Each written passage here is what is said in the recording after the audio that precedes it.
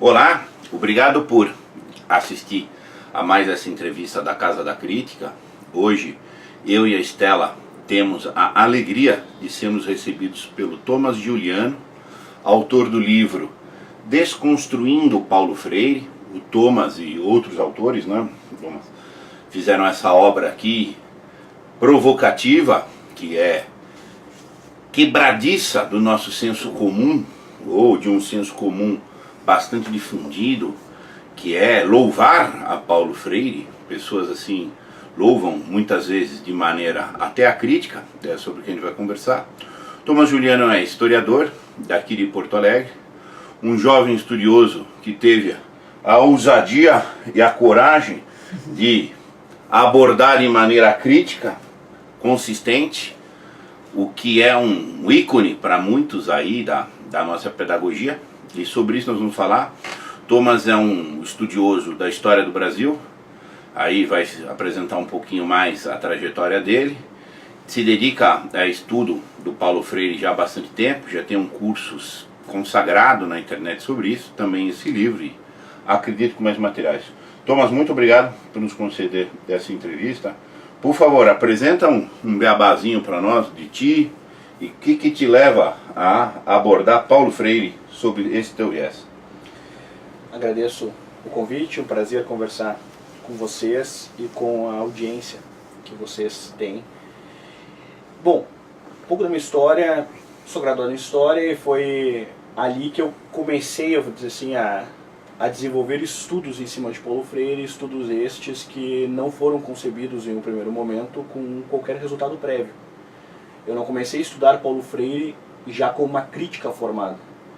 Na época, em 2011, 12, eu senti, eu vou dizer assim, o comichão da dúvida de querer compreender o porquê ele em si tinha sido então escolhido como patrão da educação brasileira, e isso já falando já a partir de 2012.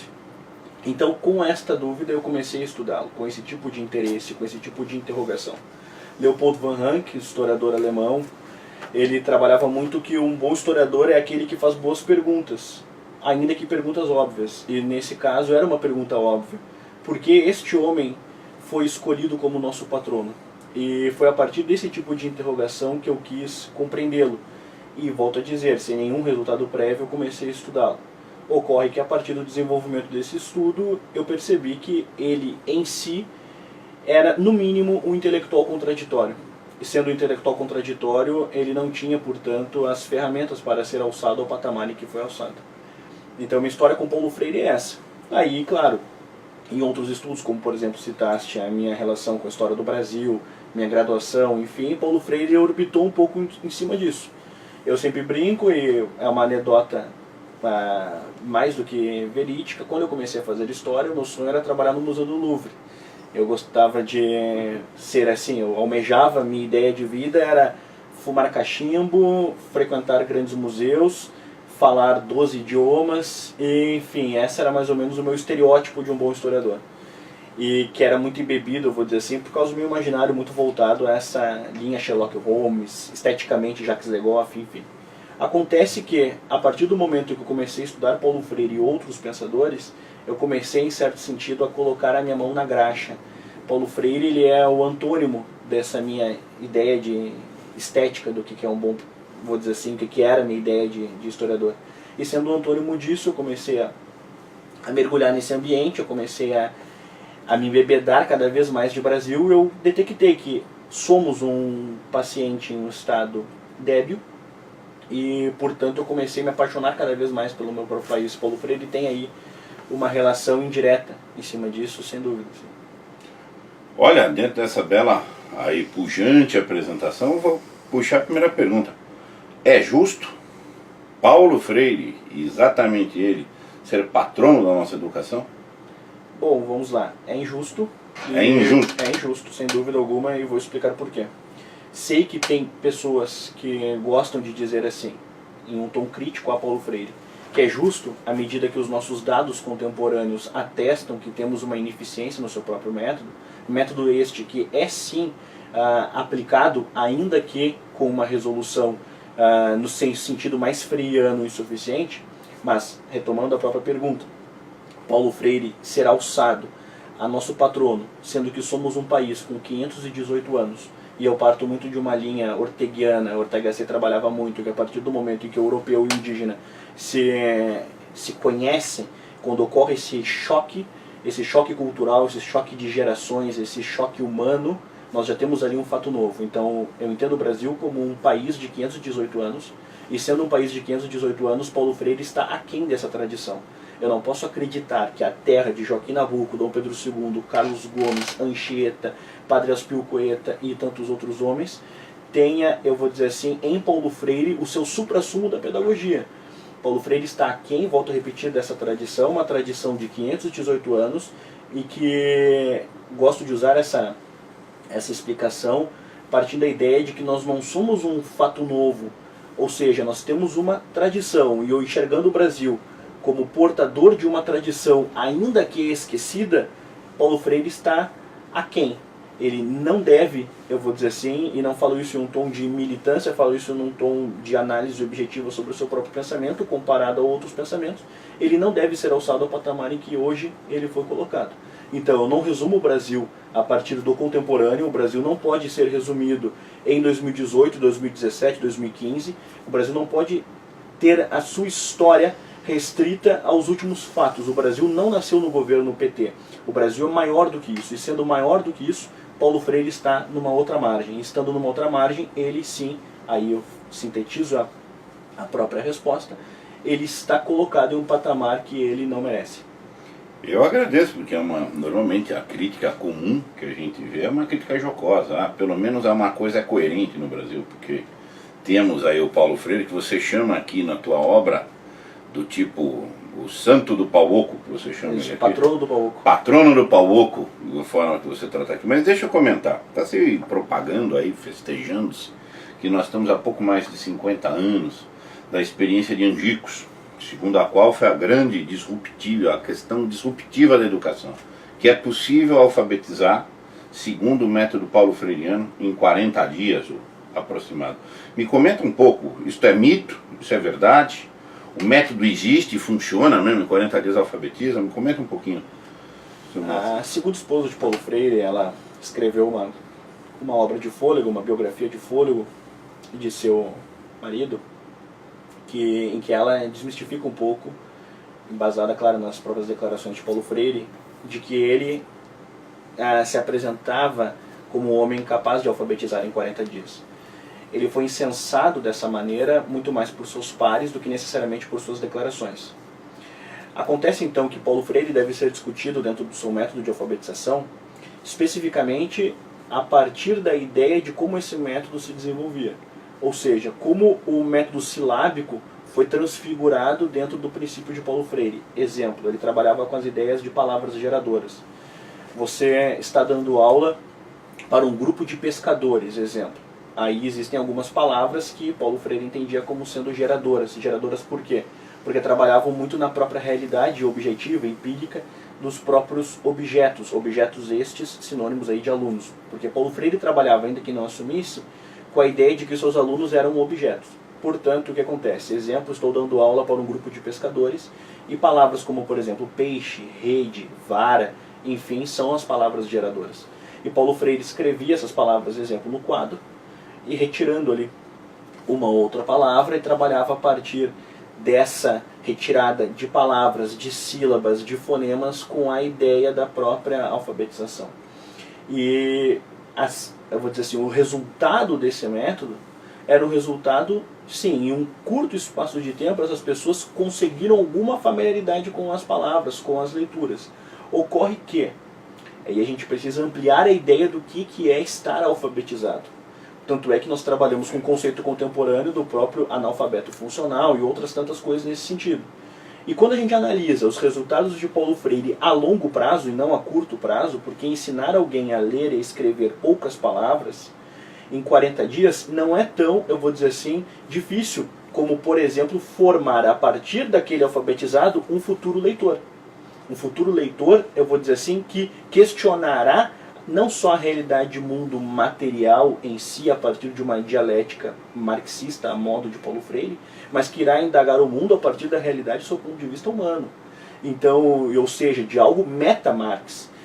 E Paulo Freire, os resultados de Paulo Freire, os resultados de suas primeiras gerações, é um resultado que ele é simplista. Acontece, e eu preciso trazer isso para a nossa conversa, é que o Brasil até 1950, até 1960, tinha um contingente significativo de analfabetos. E o que interessa para Paulo Freire e seus asseclas é simplesmente o número em si. Temos hoje X de homens que tornaram-se alfabetizados. E só que este número ele não é discutido em si mesmo, porque quando a gente pega o público leitor de uma década de 40, por exemplo, e comparamos este público leitor com a nossa realidade contemporânea hoje, ok, os números de alfabetizados são superiores em nossos dias. Porém, o público leitor hoje é menor e mais desqualificado do que na década de 40. E a gente precisa discutir esses dados de uma maneira um pouco maior, saindo da ideia da própria massa, da própria ideia coletiva. Então, para sintetizar, só fazendo esse gancho, Paulo Freire trabalhava com um método que partia da realidade dos próprios alunos. Esse método discutia a realidade sob o ponto de vista intencional, ou seja, Paulo Freire não discutia o trabalho a partir de uma ideia de dignidade do trabalho, ele discutia o trabalho a partir de uma ideia de luta de classe. Ou seja, Paulo Freire tinha intenção e o método era um método político. Em suma, mais ou menos nessa linha. É a dita pedagogia do oprimido oprime ou liberta? A pedagogia do oprimido, ela oprime, e oprime de maneira severa. Ela coloca os alunos dentro de gulags. É mais ou menos nessa linha. Exemplo, Paulo Freire não trabalhava com caráter específico do próprio aluno. Paulo Freire trabalhava com o aluno idealizado. Exemplo, em uma turma de 30 alunos, nós temos, e cada um dentro das suas experiências escolares, talvez se recorde. Eu vou dar um exemplo anedótico, mais do que verdadeiro. Eu era um aluno extremamente bagunceiro.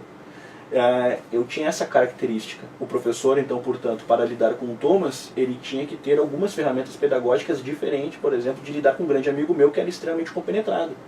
Então, Paulo Freire trabalhava com uma ideia singular de pedagogia, porque a sua ideia era o homem ideal, e não necessariamente o ser humano que ele se deparava naquela realidade, ser humano este que naturalmente é específico. Então, é um método pedagógico Paulo Freire, a sua ideia que fundamenta bem ou mal a pedagogia da autonomia, a pedagogia do oprimido e todas as suas obras, de um homem a ser realizado, a ser constituído. É aquela ideia, por exemplo, do Admirável Mundo Novo, do Huxley, do homem ideal, do homem criado. E Paulo Freire trabalhava com essa linha.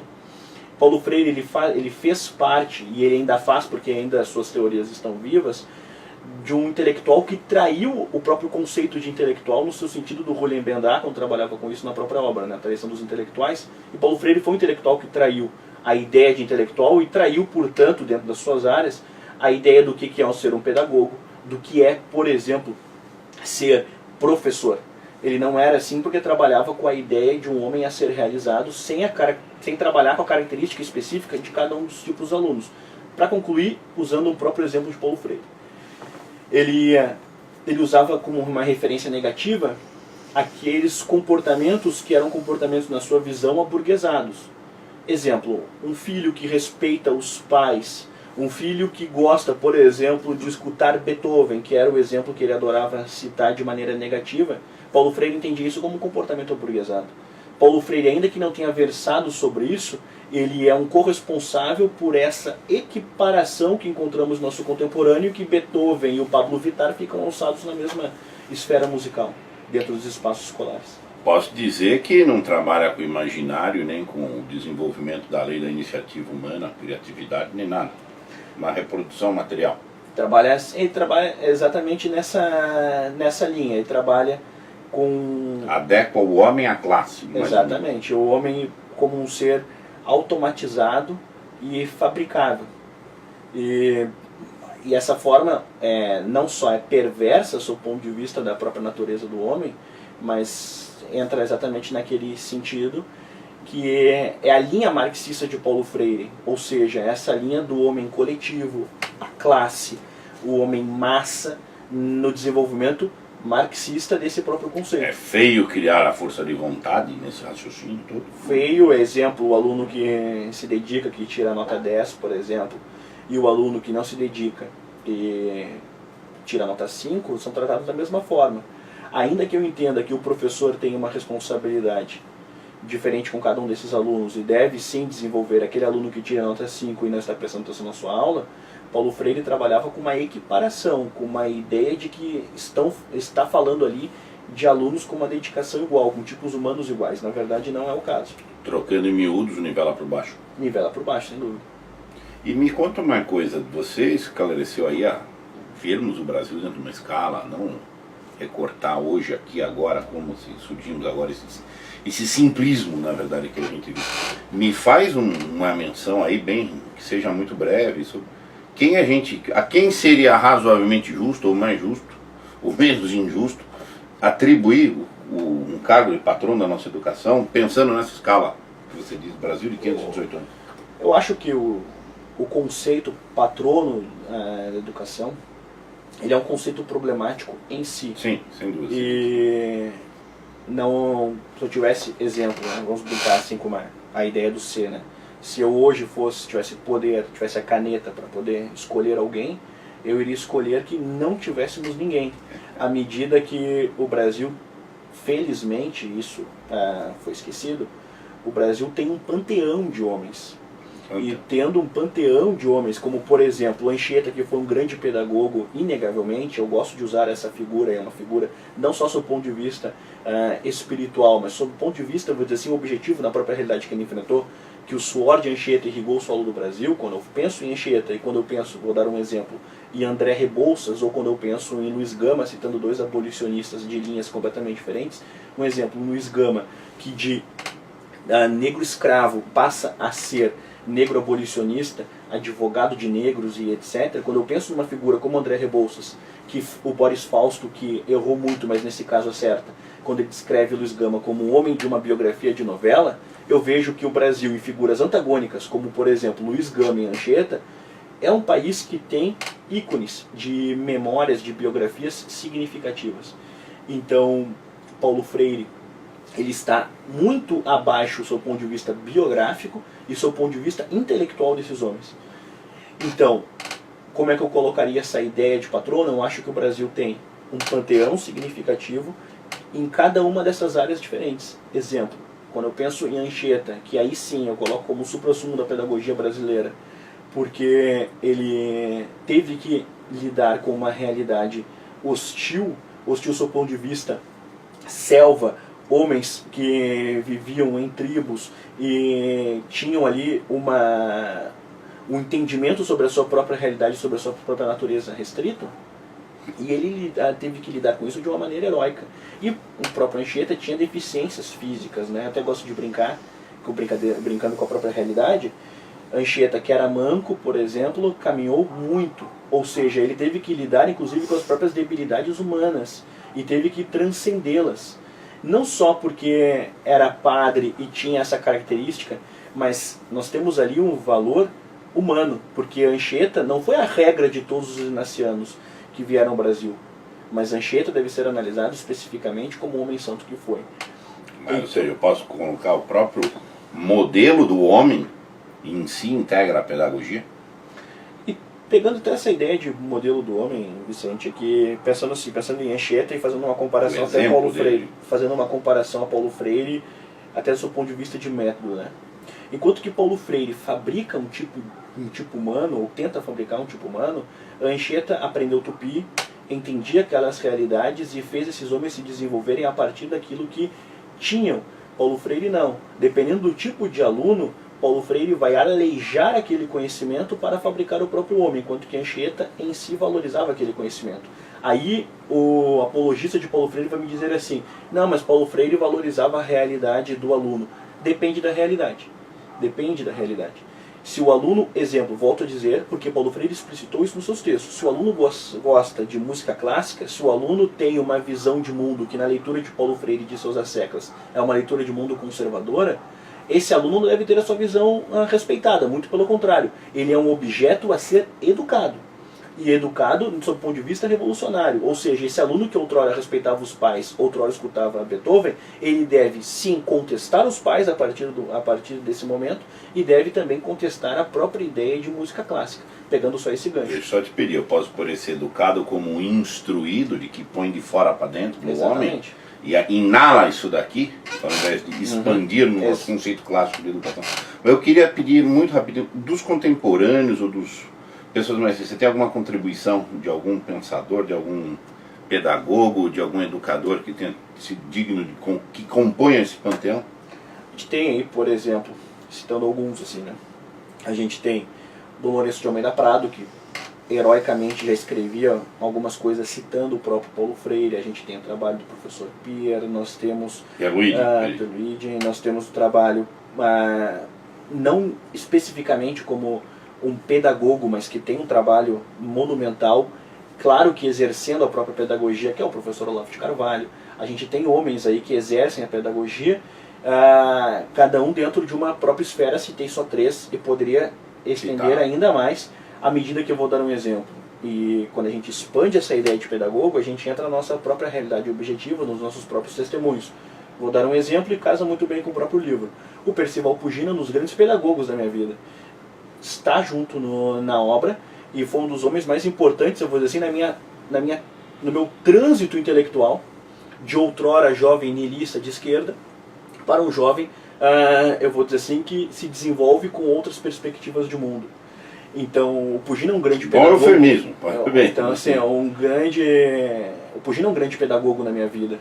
Então, cada um na sua realidade tem ali os seus bons pedagogos, mas homens que tiveram um trabalho, que tiveram, no caso do professor Pierre, do Dom Lourenço e de Dom Lourenço, e no caso do Olavo, que ainda está aí na nossa realidade, atuando no próprio presente, estamos falando de homens que colaboraram e colaboram, no caso do Olavo, de maneira significativa com essa mudança intelectual que a gente, bem ou mal, a gente tem encontrado de maneira crescente. O próprio livro responde bem sobre isso, que é uma maneira crescente desse tipo de interesse, né?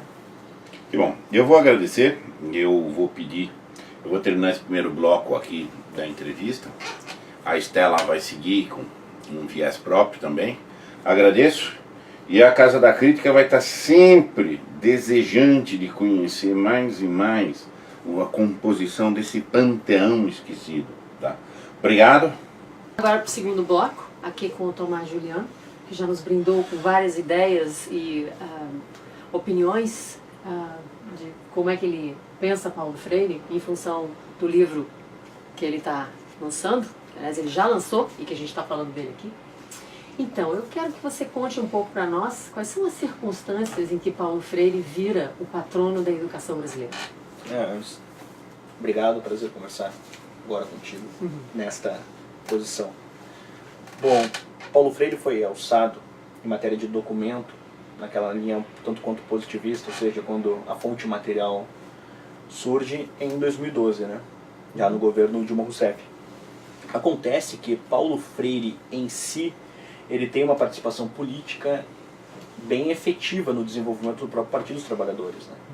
Trago, inclusive, para ilustrar a própria resposta, que em 89, caso Lula tivesse vencido a eleição à presidência, Paulo Freire, segundo o próprio Lula, teria sido alçado ao patamar de ministro da Educação brasileira.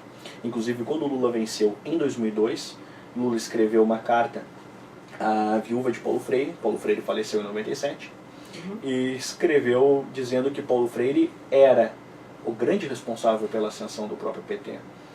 Então, Paulo Freire ele foi alçado a patrono da educação brasileira dentro dessa circunstância, de seu envolvimento com o próprio Partido dos Trabalhadores.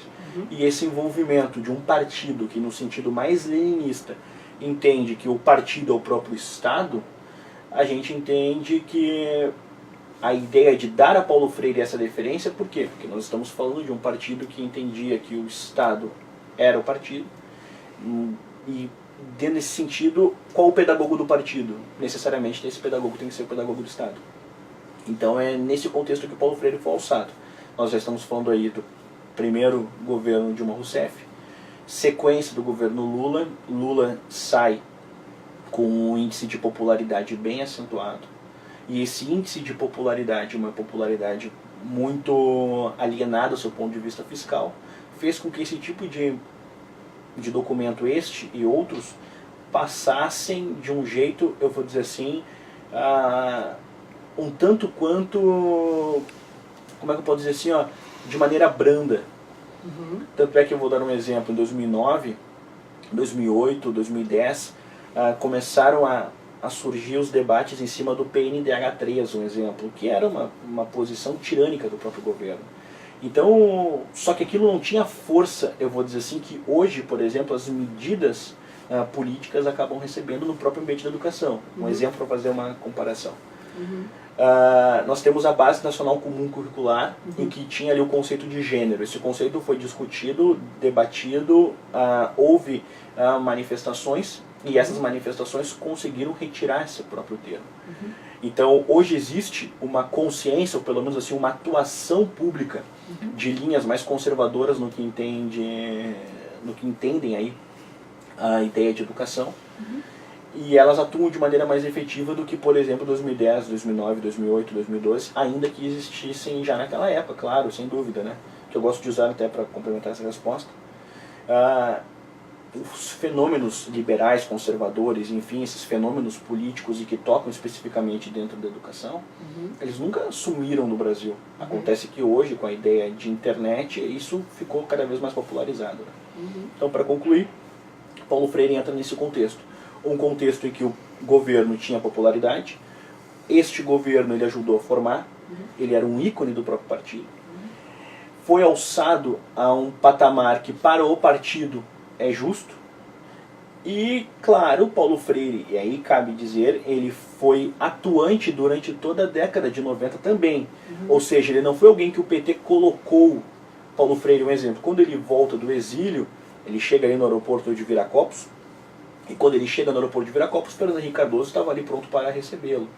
Então, Paulo Freire não é alguém que deve ser entendido apenas como um petista. Não, ele fez parte de um trânsito de decadência cultural brasileiro, de elites de esquerda, em que o Fernando Henrique Cardoso está inserido também. Então, mais ou menos nesse contexto. Você podia comentar um pouquinho para nós como é esse percurso internacional do Paulo Freire, de exílio? Claro, ele tem, primeiro, né, a sua... Cabe dizer assim, vou começar a resposta pelo final. Nós tivemos ali uma lista dos últimos homens que deveriam voltar ao Brasil. E Paulo Freire estava ali. Paulo Freire foi entendido pelas forças militares que muito erraram como um homem perigosíssimo. Ainda que com essa figura branda, com esse discurso dele um tanto quanto, abre aspas, franciscano, fecha aspas, Paulo Freire ele era entendido como um homem perigoso. Claro que se você olha ele em si, você não encontra perigo. Você, olhando a figura dele semelhante a um Papai Noel, você não imagina que ele, por exemplo, tratava Che Guevara como um sinônimo de amor. São coisas um tanto quanto diferentes, né? Então, nessa perspectiva, Paulo Freire ele foi tratado, nesse contexto internacional, e eu comecei a resposta pelo final, como um sujeito de altíssima, vamos dizer assim, periculosidade. Acontece que o Paulo Freire, quando sai do Brasil, e ele transita Bolívia, Chile, e depois ele começa a trabalhar no Conselho Mundial de Igrejas, Unesco, ele teve uma atuação internacional muito significativa. Atuação esta que explica, claro, a popularidade dele em nossos dias, popularidade que faz com que ele seja o nosso autor mais citado mundo afora, né? Ultrapassou, por exemplo, Gilberto Freire, que foi um gigante de nossa cultura, de nossa interpretação sociológica, e o Paulo Freire hoje é mais citado que Gilberto Freire. Então o que acontece? A carreira internacional de Paulo Freire, ela tem um antes e um depois, um momento de virada. Esse momento de virada é o Conselho Mundial de Igrejas, né? Um organismo questionável que popularizou não só o pensamento de Paulo Freire, mas o pensamento de outros homens que reinterpretaram a própria religião, a própria cosmovisão, a própria ideia de mundo, a partir de uma leitura social em si. É o Cristo do Sermão da Montanha interpretado objetivamente apenas pela realidade. Quando o Cristo que diz, bem-aventurado são os pobres, porque terão aí a vida eterna, essa parte da vida eterna ela é esquecida. Bem-aventurados os pobres em si, porque são pobres e a partir dessa realidade de pobreza podem fundamentar a luta de classes. Ou seja, Paulo Freire fez parte de um conjunto de intelectuais, e ele ajudou a pensar isso, que disseminaram as próprias ideias de teologia da libertação, eu vou dizer assim, da decadência dos movimentos de ação católica, enfim.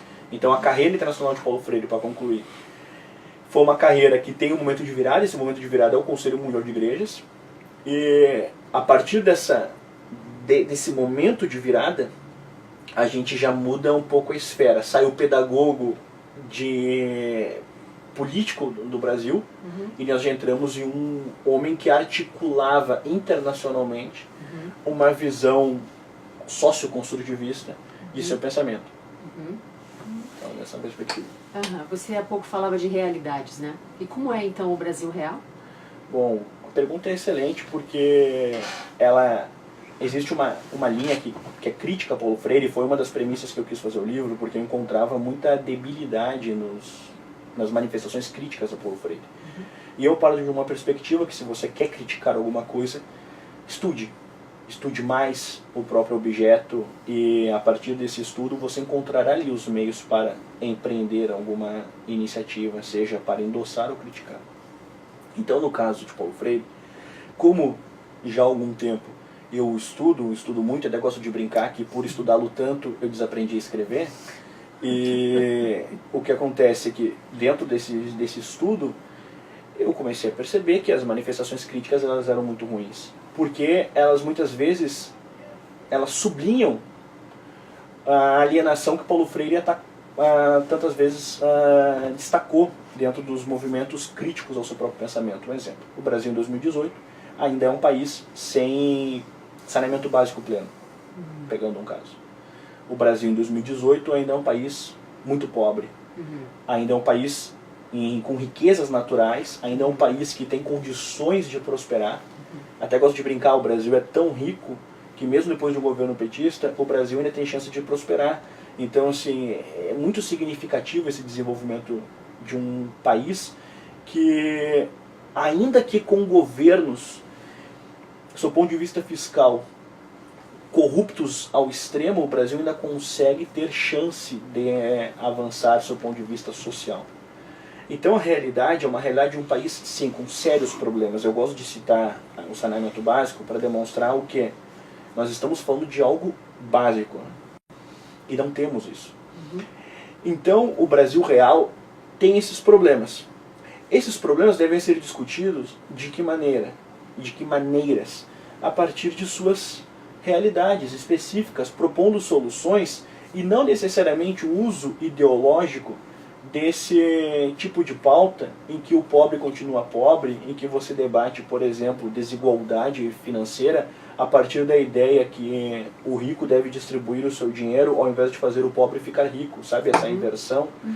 E então o Brasil real é um Brasil ainda alienado, ainda é um Brasil que está confuso, ainda é um Brasil que hoje, felizmente, tem debatido política de uma maneira um tanto quanto inédita, porque basta que a gente veja assim, as pautas, internet, os efeitos disso, os livros que entraram nas listas de mais vendidos, enfim. Então o Brasil hoje, o Brasil real, é um Brasil um tanto confuso, mas um Brasil que ainda dá margem para esses discursos populistas, esses discursos de que você consegue utilizar a pobreza para fins ideológicos, para fins perversos. Basta que a gente veja, só para fazer uma comparação partidária, inclusive, para que hoje o PT conseguisse desenvolver meios de poder no Nordeste, foi necessário que o antigo PFL entregasse aquilo para o próprio PT. Então nós tínhamos ali um partido que no seu discurso era um partido liberal, e que entregou o próprio partido a um partido de esquerda, como é o caso do próprio PT. Ou seja, a sociedade brasileira viveu sistematicamente ilusões e tentou responder a isso de diferentes maneiras. PFL, PT é um exemplo. É claro que nós estamos falando de partidos que bebem, agora o PFL virou DEM, mas assim, bebem do próprio estamento, né? Mas é uma realidade ruim, basta que, o exemplo, né? Você paga quase R$5 por um litro de gasolina, né? Então, assim, entrando numa realidade objetiva, a classe média sente muito o golpe. Os índices pedagógicos são muito ruins. Nós estamos aí aquém do talento que este país é capaz de produzir, já foi capaz de produzir. Nós não temos uma universidade entre as 200 do mundo. É uma coisa vexatória. Nós que, um exemplo, pegar só a minha linha, né? Na década de 30, Fernando Brodel, o maior historiador do tempo, entendido assim por seus pares, bem ou mal fundamentou o curso de História da USP. Ou seja, era uma faculdade que estava voltada à ponta do tempo, né? Você pode discutir se gosta ou não da linha do Fernando Brodel, mas ele era a ponta do mundo. E estava pensando no próprio curso, né? E hoje, por exemplo, os cursos de História apresentando aulas sobre o golpe de 2016. Ou seja, a gente tem aí uma decadência em si. Primeiro que não foi golpe foi o fato da Dilma ainda conseguir concorrer, isso foi um golpe, isso é um golpe em si, burlaram a própria Constituição. Mas, o que nós estamos falando? De uma leitura parcial da própria realidade em que as faculdades, assim como o próprio método de Paulo Freire, tornaram-se meios de tipos humanos ideais. E que um discurso como, por exemplo, o meu, não é sequer bem-vindo. Não é sequer bem-vindo. Não precisa ser endossado, mas eu não participo da discussão. Muito pelo contrário, eu sou tratado como leproso, aquele sujeito que deve ficar escondido e, enfim, e a partir desse tipo de exclusão a gente entra nesse próprio problema contemporâneo, que nós temos problemas, sob o ponto de vista da pobreza, problemas sociais e problemas intelectuais, que os nossos índices, bem ou mal, atestam. Né? Muito bom, Tomás. Muito obrigada pela sua participação aqui na Casa da Crítica, né? Eu sou Estela, quero recomendar para vocês o livro, né? Desconstruindo Paulo Freire, e tomara que a gente possa ter você de novo aqui. Será um prazer, obrigado pela visita, e, enfim, fico à disposição do público de vocês para mais esclarecimentos, estou à disposição. E vai ter mais, não perca. Obrigada.